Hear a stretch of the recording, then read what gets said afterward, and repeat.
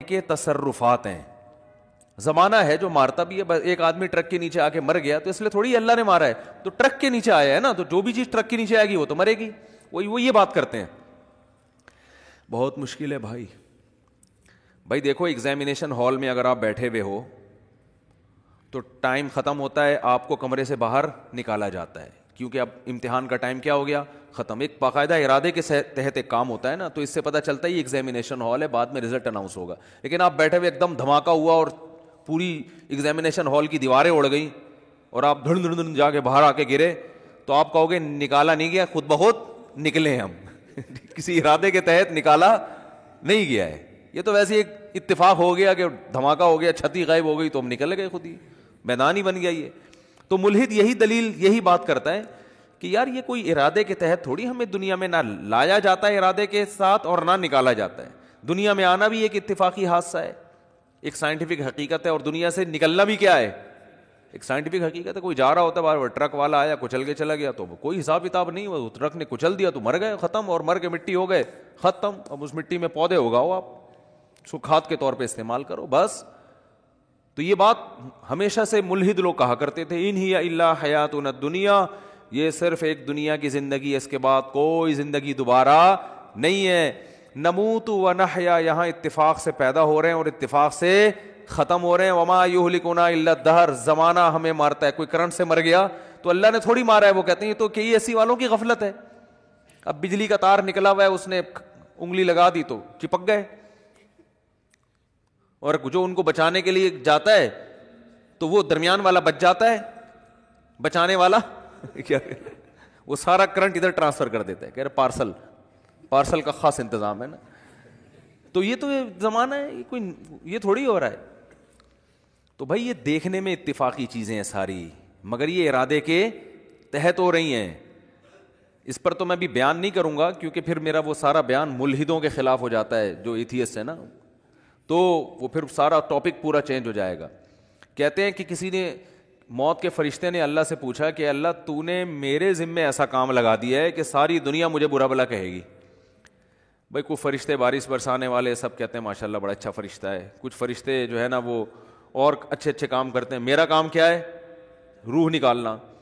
تو اللہ میرا تو نے کام ایسا لگایا ہے, یہ ایسی کتابوں میں لکھا ہے, کوئی مستند ہے یا نہیں ہے مجھے نہیں پتا, لیکن اس کا جو مضمون ہے نا وہ بالکل ٹھیک ہے کہ اللہ میرے ذمہ کام ایسا لگا ہے بندوں کو مارنا. تو جب بھی میرا نام آئے گا پبلک کے سامنے, لوگوں کے اچھے جذبات نہیں ہوں گے. موت کا فرشتہ ہے بھائی, ایک دم سن کے غصہ آتا ہے نا, تو ہے کیوں کہتے ہیں نا لوگ, جب بھی آئے گا موت کا فرشتہ تو کوئی دوستی لگانا چاہے گا اس سے.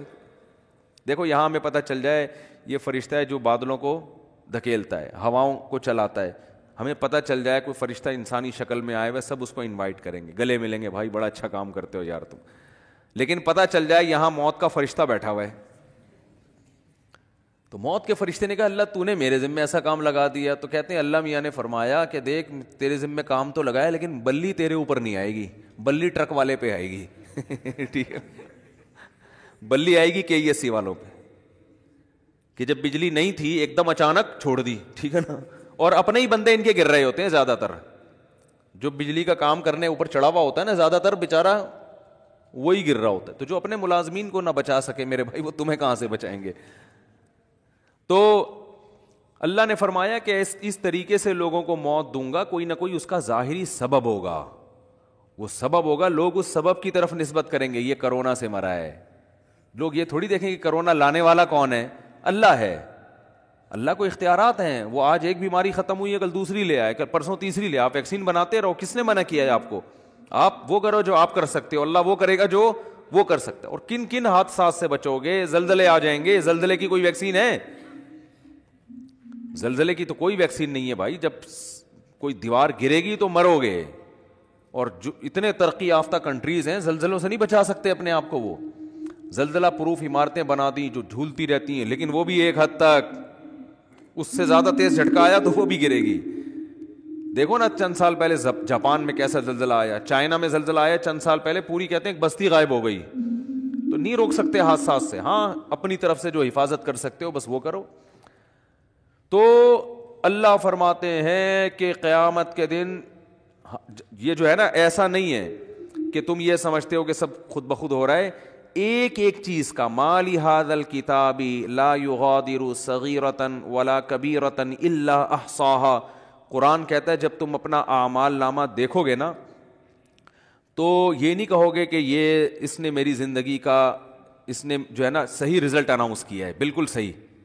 دیکھو آپ نے اگر امتحان میں اچھا پرچہ نہیں کیا ہوتا تو جو آپ کو توقع ہوتی ہے اسی کے حساب سے جب نمبر مل جائیں تو آپ کو تعجب نہیں ہوتا. آپ کو تو یار مجھے لگ رہا تھا کہ 60-65 کے درمیان ہی میرے نمبر آئیں گے, تو باقی 63 نمبر ہیں تو بالکل صحیح نمبر ہیں, گھپلا نہیں ہوا.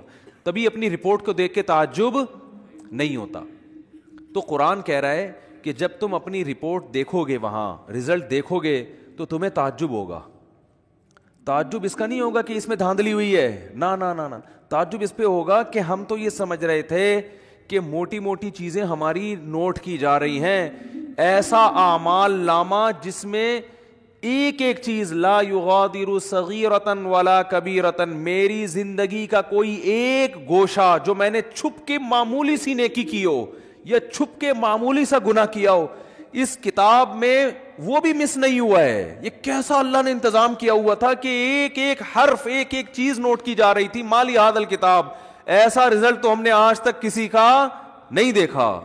انسان تعجب کرے گا کہ بھائی میں تو سمجھ رہا تھا کہ میں آزاد ہوں, یہاں تو ایسی گرفت ہے, اتنی گرفت ہے کہ وہ کیا ہے, فتکن فی صخرۃ او فی السماوات او فی الارض یأتی بہ اللہ. ایک رائی کے دانے کے برابر نیکی یا گناہ اگر کیا ہے نا, اندھیروں میں خفیہ چٹانوں کے اندر بیٹھ کر اللہ اس کو بھی کھینچ کے نکال کے لے آئے گا. ایسا انتظام ہے. دیکھو کافر کہتا ہے بالکل بھی انتظام نہیں ہے. اللہ کہتا ہے ایک ایک چیز نوٹ کی جا رہی ہے. ما یلفظ من قول الا لدیہ رقیب عتید. کیا الفاظ ہیں قرآن کے. قرآن کہتا ہے تم جو زبان سے الفاظ پھینکتے ہو نا, لفظ یلفظ کا معنی ہوتا ہے عربی میں پھینکنا. یہ وہ والا پھینکنا نہیں جو ہم کو پھینکو کہتے ہیں. یہ جو الفاظ ہم زبان سے نکالتے ہیں تو یہ نکل کے ہوا میں تحلیل ہو رہے ہیں نا. تو قرآن کہہ رہے جو کچھ زبان سے نکل کے ہوا میں جا رہا ہے یہ غائب نہیں ہو رہا. لدینا رقیب, ایک رقیب. رقیب کسے کہتے ہیں؟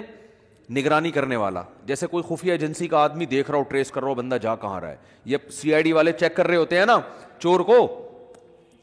بھائی CID والوں نے کسی بندے کو پکڑنا ہے اور بندہ بڑا پاورفل ہے تو پہلے ریکی ہوتی ہے, یہ بندہ صبح نکلتا کہاں سے جاتا, ایک ایک چیز نوٹ کی جاتی ہے اس کی. تو رقیب اس کو کہتے ہیں. رقیب جو ہر وقت تمہارے مراقبے میں ہے. آپ نے دیکھا ہوگا نا مراقبہ سینٹر کھلے ہوئے ہیں, اس میں بیٹھے ہوتے ہیں مسٹنڈوں کی طرح یوں کر کے نا غور کر رہے ہوتے ہیں, وہ پتہ نہیں کیا کر رہے ہوتے ہیں. تو اسی طرح بیٹھا ہوا ہے فرشتہ. اللہ فرماتے ہیں رقیب عتید کا معنی بڑا ڈھیٹ ہے. وہ کیا ہے؟ وہ ڈھیٹ, چھوڑے گا نہیں, وہ چھوڑے گا نہیں. وہ ایسا ہے کہ بس وہ سرکش ٹائپ کا ہے, وہ نہیں سنتا کسی کی. تو ایک لفظ بھی ایسا نہیں ہے جو تمہاری زبان سے نکلے اور اسے کیچ کرنے کے لیے اللہ نے فرشتہ متعین نہ کیا. وہ بھی ہمارے ساتھ پیدا ہوتے ہی پھلترو کی طرح چپک گیا ہے ہمارے ساتھ, وہ نظر نہیں